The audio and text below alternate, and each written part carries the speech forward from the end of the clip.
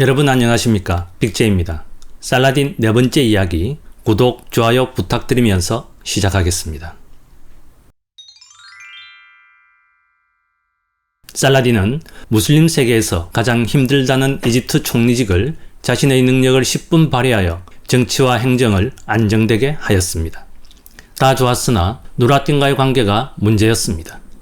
누르앗딘은 파티마 왕조를 속히 해체시키라는 압력을 가했는데 카이로의 시아파 칼리프를 바그다드의 수니파 칼리프로 교체시키라는 것이었습니다. 그러나 살라딘은 그러한 명령을 이행하지 않았습니다.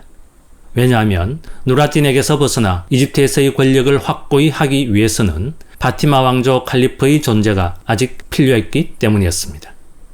그래서 살라딘은 군부와 행정부의 요직에 자신의 측근들을 배치했습니다. 1170년에는 아버지 아유브까지 살라딘 편에 가담함으로써 세력을 확고히 하였습니다. 1171년 8월 누르앗딘은 파티마 왕조를 해체하지 않으면 자신이 직접 카이로로 오겠다고 체유 통첩을 하였으나 살라딘은 이러한 명령에 따르지 않음으로써 두 세력 간에는 최고 강도의 긴장감이 흐르게 되었습니다. 그러나 파티마 왕조의 칼리프가 병으로 21세라는 약간의 나이로 사망함으로써 어느 정도의 긴장감이 해소되었습니다. 파티마의 마지막 칼리프는 11명의 아들과 4명의 부인 등 150명의 가소를 남기고 죽었는데 살라딘은 이들을 보호해 주었습니다. 또한 칼리프가 죽고 남긴 막대한 재물을 자신은 한 푼도 챙기지 않고 신복에게 나눠주거나 국고에 귀속시켰습니다.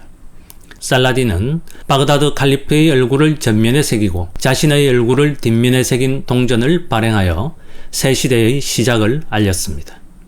누르앗딘의 얼굴을 새긴 동전도 발행되었습니다. 그리고 막대한 금액을 누르앗딘에게 보내며 충성심을 보였습니다. 당시 누르앗딘은 살라딘이 이집트의 왕이 되려고 한다는 것을 알고 있었으나 이를 막기에는 상황이 여의치 않았습니다. 왜냐하면 프랑크와의 대립, 소아시아의 셀주크 술탄과의 대립, 그리고 메소포타미아 내 많은 통치자들과의 대립 등으로 인해 이집트로 대군을 파견할 여력이 없었기 때문입니다. 1171년 9월 12일 살라딘은 십자군 진영의 보루인 아시시아우박에 대한 공격에 나섰으나 누르앗딘이 다마스쿠스에서 대군을 이끌고 아시시아우박으로 향했다는 소식을 듣고는 자신의 군대를 철수시켰습니다. 누르앗딘과의 만남이 껄끄러웠기 때문입니다. 이 사건으로 누르앗딘은 살라딘을 더욱 크게 의심하게 되었습니다. 얼마 후 누르앗딘이 살라딘을 징계하기 위하여 원정을 계획 중이라는 소문이 돌자 살라딘은 황급히 측근회의를 소집하였습니다. 회의에서 강경파는 누르앗딘과의 일전불사를 외쳤으나 아버지 아유브가 나서 분위기를 진정시켰습니다. 아유브는 아들에게 이렇게 말했습니다. 절대 야심을 드러내지 말라. 너희 주변에는 밀정이 있어 일거수일투족이 모두 다마스쿠스에 보고된다. 시간은 너희 편이니 서두를 필요가 없다. 누르앗딘을 안심시키는 것이 그의 원정을 막는 유일한 방법이다. 살라딘은 이후 3년간 아버지의 충고를 충실히 따랐습니다. 검문 보화 등 조공품을 끊임없이 보냈으며 카이로 모스크에서의 예배 시 누르앗딘의 이름을 빠뜨리지 않았습니다. 그러나 그의 열심을 완전히 불식시킬 수는 없었습니다. 1173년 여름 살라딘은 누르앗딘으로부터 모압에 있는 카락 요새를 포위하라는 명을 받고 이를 수행했으나 누르앗딘이 카락으로 온다는 소식을 듣고는 1171년과 마찬가지로 철수했습니다. 이 철수 과정에서 그가 가장 믿고 따랐던 아버지 아유브가 낙마사고로 사망하고 말았습니다. 이후 살라딘은 북아프리카 원정을 단행하여 1174년까지 과거 파티마 왕조가 지배했던 영토의 대부분을 회복하였습니다. 형인 투란시아는 홍해 일대의 주요 도시들을 점령하였습니다. 그리고 전 정권의 실세들이 일으킨 반란을 진압하였습니다. 이집트 국민은 이제 살라딘에게 절대적인 충성심을 보였습니다. 이는 그가 지난 5년간의 치적을 통해 과거 이집트가 누렸던 영광을 완전히 회복한 것이기 때문이었습니다. 1174년은 살라딘에게 무척 불안한 해였습니다. 이집트에서의 그의 권력은 확고해 보였으나 살라딘을 자신의 도전자로 여기는 누르딘의 이집트 공격이 거의 확실해 보였기 때문입니다. 누르딘의 조카인 모술의 성주는 4월에 이미 병력을 이동시키기 시작했습니다. 5월 6일 누르딘은 이집트 침공 계획을 최종적으로 확정짓기 위해 수도 알레포에서 다마스쿠스로 이동했습니다. 그러나 누르딘은 다마스쿠스에서 5월 15일 목에 생긴 염증으로 인한 화농성 궤양으로 인해 갑자기 사망하고 말았습니다. 누구도 예측할 수 없이 잠깐 사이에 벌어진 일이었습니다. 누르딘은 보기 드문 영주였습니다. 그는 신앙심과 정의로운 통치 그리고 검사함으로 인해 신하들과 백성들로부터 진정한 존경을 얻고 있었습니다. 그는 쾌락을 탐하지 않았고 사치와 낭비를 하지 않았습니다. 또한 많은 학교와 수도원, 병원 및 여행자 숙박시설 등을 지었습니다. 뛰어난 통치력으로 수세기 동안 분열되었던 시리아를 안정적으로 통치하여 번영을 누리게 하였습니다. 누르딘은 바그다드 칼리프의 절대적인 신임을 받고 있었습니다. 자신은 알레포와 다마스쿠스를 직접 통치하고 모술은 조카에게 맡기는 방식으로 사실상 이슬람 세계의 패자로 군림했습니다. 그로 인해 다시 단합과 안정을 되찾은 무슬림 진영은 이제 기독교 세력을 물리칠 기회가 온 것으로 믿었습니다. 그러던 누르딘의 갑작스러운 사망은 이슬람 세계에 큰 충격을 안겨주었습니다. 누르딘은 말리크 샤 이후 이슬람 세계에서 폭넓은 존경을 받은 유일한 지도자였습니다. 이러한 이유로 인해 1171년 아이유브는 살라딘에게 절대로 누르딘에게 저항하는 모습을 보이지 말라고 충고했습니다. 만일 그때 누르딘이 이집트로 진군했더라면 살라딘은 끝장나고 말았을 것입니다. 왜냐하면 살라딘의 장군들은 누르딘의 편에 붙을 가능성이 높았고 파티마 왕조의 잔당은 틈만 있으면 살라딘을 전복시키기 위해 호시탐탐 기회를 노리고 있었기 때문입니다. 하지만 누르딘은 이집트로 가지 않았고 3년이 지나자 살라딘은 이집트를 완전한 자기의 영토로 만들어 놓았습니다. 그래서 누르딘은 이제라도 더 늦기 전에 이집트를 공략해야 한다고 여기고 준비까지 마쳤으나 사망하고 말았습니다. 누르딘이 죽자 그의 11세밖에 안 된 장남 아살리가 왕이 되었습니다. 섭정은 군사령관인 이브н 알-무카담이 맡게 되었습니다. 누르딘의 죽음 후 수도 알레포의 권력은 누르딘의 측근이던 이브n 앗다야 가문에 넘어갔습니다. 누르딘은 시리아가 살라딘의 손에 넘어갈 것을 우려하면서 죽었으나 그의 사후 막상 반란을 일으킨 자는 그의 조카이자 모술의 성주인 사이프 앗딘이었습니다. 누르딘의 사망 소식을 안 그는 즉시 병력을 동원하여 주인을 잃은 니시빈, 에데사, 아르라카 등 북부 시리아 지역을 점령하고 부관인 기미시티근을 시켜 어린 왕 아살리를 알레포로 데려오도록 하였습니다. 아살리를 알레포로 데려오는 데 성공한 기미시티근은 이브n 앗다야 가문의 형제들을 감옥에 보내고 알레포의 실권을 장악했습니다. 그리고 다마스쿠스에 압력을 가했습니다. 이에 다마스쿠스는 십자군 측인 예루살렘 왕 아말릭과 동맹을 맺었습니다. 그러나 아말릭이 이질로 급사하면서 동맹이 깨지게 되었습니다. 이제 살라딘이 시리아로 향할 조건이 갖추어지게 되었습니다. 살라딘은 시리아의 여러 도시에 편지를 보내 다마스쿠스와 십자군과의 동맹을 성토하고 성전을 외쳤습니다. 그리고 다마스쿠스에도 편지를 보내 자신의 섭정권을 주장했습니다. 이러한 주장에 다마스쿠스는 반박할 수가 없었습니다.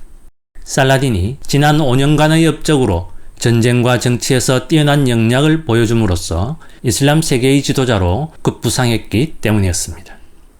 10월 28일 살라딘은 시민들의 열렬한 환영 속에 드디어 다마스쿠스에 입성했습니다. 그는 불필요한 세금을 폐지하여 민심을 얻는 데 성공했습니다. 그 홈스와 하마를 점령하고 알레포를 포위하였습니다. 그러자 위협을 느낀 기미시티기는 아사신이라고 불린 암살단에게 살라딘의 암살을 의뢰하였습니다. 그러나 암살은 실패했습니다. 이후 살라딘은 알레포의 포위를 풀고 1175년 4월 하마 이남 지역을 모두 점령함으로써 사실상 시리아의 주인이 되었습니다. 이에 초조해진 사이프 앗딘의 모술과 알레포는 연합군을 결성하여 하마에서 살라딘과 격돌하였습니다. 결과는 살라딘의 대승이었습니다.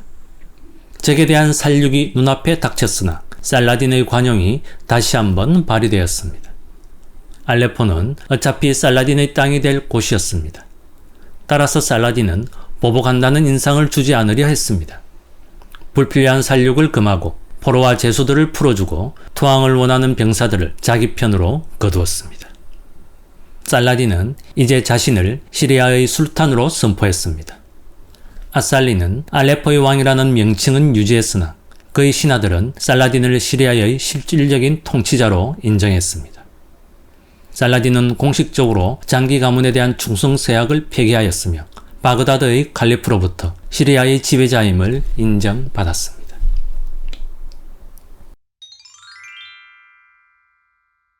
시리아 원정을 모두 성공적으로 마친 살라딘은 이후 십자군과 끊임없는 공방전을 벌이게 됩니다. 당시 십자군에는 토롱의 흠프리, 트리폴리의 레몽, 이벨린의 발리앙, 티베리아의 휴주 등의 지휘관들이 있었습니다. 운둥이 왕으로 유명한 아말릭의 아들 보도형 4세와 일진일퇴의 공방을 벌리던 살라딘은 1180년 보도형 4세와 2년간의 휴전협정을 맺고 한숨을 돌리려 하였으나 사건이 터지게 되었습니다. 카락의 성주인 샤띠옹 레지날드가 휴전협정을 어기고 이슬람을 공격한 것입니다. 이후 6년간 레지날드의 행적으로 인해 살라딘은 일찍이 경험하지 못한 증오심을 가지게 됩니다. 샤띠옹 레지날드는 신분이 낮은 프랑스 귀족의 아들로 20대 초반인 제2차 십자군 논정 때 루이 7세를 따라 중동에 왔습니다. 광신적이고 예의가 없으며 탐욕스러운 데다 잔인한 그는 안티오코의 공주 콘스탄스의 마음에 들어 그녀와 결혼했습니다. 돈과 영토 욕심에 이것저것에서 전투를 벌이던 레지날드는 1160년 이슬람군에 사로잡혀 포로로 지내다 16년이 지난 1176년 몸값을 지불하고 석방이 됩니다. 그동안 아내인 콘스탄스는 사망하고 그는 50대가 되었으나 운 좋게도 카락성의 상속자인 스테파니와 결혼하여 카락의 성주가 되었습니다. 이후 레지날드는 살라딘과 보도형 4세가 맺은 휴전협정을 무시하고 이슬람 세력을 공격하여 살인과 약탈을 자행하였습니다. 1183년 6월 살라딘은 마침내 그가 시리아의 눈이라고 일컫는 알레포를 점령함으로써 시리아 정복을 완성했습니다. 이제 살라딘은 북부 아프리카와 이집트로부터 다마스쿠스와 알레포를 거쳐 아나톨리아 남부 지역까지 지배하는 대군주로 등장했으며 아라비아 및 메카와 메디나를 수호하는 신앙의 수호자로서도 칼리프의 인정을 받았습니다. 이러는 와중에도 모기떼처럼 카라반을 기습하여 물건을 뺏고 포로를 잡아가는 레지날드로 인해 살라딘의 분노는 극에 달하고 이자만큼은 꼭 내 손으로 처단하겠다라고 맹세했다고 합니다. 이제 살라딘에게 남은 일은 레지날드를 응징하는 것과 예루살렘을 탈환하는 것만이 남게 되었습니다. 살라딘의 목표는 예루살렘을 탈환하고 지중해 연안의 십자군 기지를 격파하는 것이었습니다. 살라딘에 맞서는 십자군 측의 지휘관으로는 트리폴리의 성주 레몽, 예루살렘의 왕 기, 그리고 카락의 성주 레지날드 등이 있었습니다. 이 중 기는 시빌라와 결혼하여 예루살렘의 왕이 된 인물이었습니다. 시빌라는 아말릭 왕의 딸로서 문둥이 왕 보도형 4세의 동생입니다. 그녀는 병든 오빠 대신 후계자를 생산하기 위해 16세 때 결혼하여 아들을 가졌으나 남편이 말라리아로 죽고 말았습니다. 이후 시빌라는 얼굴은 미남이나 약골인데다 어리석은 기를 만나 결혼했습니다. 1185년 3월 보도형 4세가 죽자 조카인 시빌라의 아들이 왕위를 계승했으나 1186년 4월 사망함으로써 기가 왕위에 올랐습니다. 양측의 긴장이 고조되는 가운데 1187년 6월 말 살라딘은 전군을 티베리아 호수 남쪽에 집결시켰습니다. 한편 티베리아에서 서쪽으로 30km 떨어진 샤프리아에 집결한 십자군은 살라딘을 공격할 것인지 여부를 놓고 격론을 벌였습니다. 그 결과는 공격이었습니다. 그러나 이러한 십자군의 계획은 살라딘의 전략에 말려든 것이었는데 살라딘은 티베리아를 선점하여 적을 이곳으로 유인하여 섬멸할 계획이었기 때문이었습니다. 십자군은 티베리아로 진군하기로 한 이상 신속히 행군하는 것이 중요했습니다. 그러나 살라딘이 이를 그대로 방치할 리가 없었습니다. 이슬람군은 계속 기습 공격을 감행함으로써 십자군의 행군을 방해했습니다. 궁수들은 활을 쏘아 진군을 방해했고 기병은 측면과 후위를 계속 공격했습니다. 기독교 연대기 기록자는 이슬람군은 파리 때와 같이 성가시게 굴었다 라고 기록할 정도로 십자군을 괴롭혔습니다. 기병과 보병이 일으키는 먼지는 병사들의 호흡을 거칠게 했고 사정없이 내리쬐는 여름의 햇볕은 엄청나게 따가웠습니다. 더구나 십자군은 무겁게 물을 많이 가져갈 필요가 없다고 한 기의 말에 따라 소량의 물만 지참하고 있었는데 이마저도 금방 떨어지는 바람에 심한 갈증에 시달리게 되었습니다. 잊고 견디지 못한 십자군은 하틴의 뿔이라고 불리는 언덕에서 얼마 떨어지지 않은 곳에서 행군을 멈추고 야영을 할 막사를 세웠습니다. 갈증에 시달리고 지친 병사들은 공포에 떨며 밤을 지내야 했습니다. 한편 살라딘군은 새벽까지 십자군을 완전히 포위하였습니다. 개미 한 마리도 빠져나갈 수 없는 포위망이었다고 사가는 기록하고 있습니다. 드디어 살라딘은 공격을 개시했습니다. 용감하게 저항한 병사들도 있었지만 대부분의 병사들은 갈증을 해소하려 멀리 내려다 보이는 티베리아 호수로 가려고 했습니다. 십자군은 강한 빛에 노출된 데다 심한 갈증으로 인해 반쯤 정신이 나간 상태였고 이슬람군이 관목숲에 지른 불로 인한 열기와 연기로 눈까지 침침해진 최악의 상태였습니다. 이들은 자신의 대형도 잃어버린 채 물이 있는 호수 쪽으로 미친 듯이 달리기 시작했습니다. 그러나 이슬람군의 포위망을 뚫지 못해 대부분 살해되거나 포로로 잡혔습니다. 기와 레지날드 등은 하틴의 뿔로 올라가 저항했으나 곧 포로가 되고 말았습니다. 전투는 이슬람군의 대승으로 끝이 났습니다. 살라딘은 자신의 천막으로 예루살렘의 왕 기와 레지날드를 불러오게 했습니다. 살라딘은 기를 자기 옆에 앉힌 뒤 목말라 하는 그에게 눈으로 차게 식혀놓은 얼음물을 한 잔 따라주었습니다. 물을 마신 기가 그 잔을 레지날드에게 건네주자 살라딘은 녹이 띈 얼굴로 통역자에게 말했습니다. 왕에게 말하라. 당신은 내 허락 없이 제자에게 물을 주었다. 나는 제자에게 물이나 음식을 준 적이 없으니 제자는 내 집에서 보호받지 못한다. 살라딘은 자리에서 일어나 아직도 선체로 있는 레지날드 앞으로가 말했습니다. 나는 2번이나 그대를 죽이겠다고 맹세했다. 한 번은 메카와 메디나를 공격하려 했을 때였고 또 한 번은 그대가 휴전협정을 어기고 대상행렬을 공격했을 때였다. 그리고는 칼을 빼어 맹세한 대로 그를 내리쳤습니다. 레지날드가 쓰러지자 근위병이 그의 머리를 잘랐으며 시체는 언덕 밑으로 버려졌습니다. 그 광경을 본 기인은 이젠 자기 차례라고 생각했지만 살라딘은 그를 살려주었습니다. 그러나 200명의 구호기사단과 성전기사단은 무모함과 신앙에 대한 열정 때문에 무슬림을 학살한 죄로 모두 처형되었습니다. 3만 명의 기독교도가 죽었다고 알려진 그 피비린내 나는 전투의 흔적은 그 후에도 오랫동안 전장에 남아있었습니다. 산더미같이 하얀 뼈무더기는 1년이 지난 뒤에도 먼 곳에서 보일 정도였고 언덕과 계곡에는 맹수들이 남겨놓은 유골들이 어수선하게 널려 있었습니다. 하틴 전투 대승리의 소식은 전 이슬람 세계로 퍼졌고 많은 무슬림들이 승전을 축하하였습니다. 이상 살라딘 4편의 이야기는 리들리 스콧 감독의 영화 킹덤 오브 헤븐에 잘 나와 있습니다. 물론 영화에는 하틴 전투의 장면은 나와 있지 않지만 전투의 전후 장면은 잘 나와 있습니다. 참고로 영화는 픽션과 논픽션이 섞여 있기 때문에 제가 올리는 영상과 잘 비교해 보시면 좋겠습니다. 이상으로 4편을 마치며 다음 5편의 이야기는 마지막 편으로 예루살렘 탈환과 사자왕 리처드 1세와의 대결을 알아보겠습니다.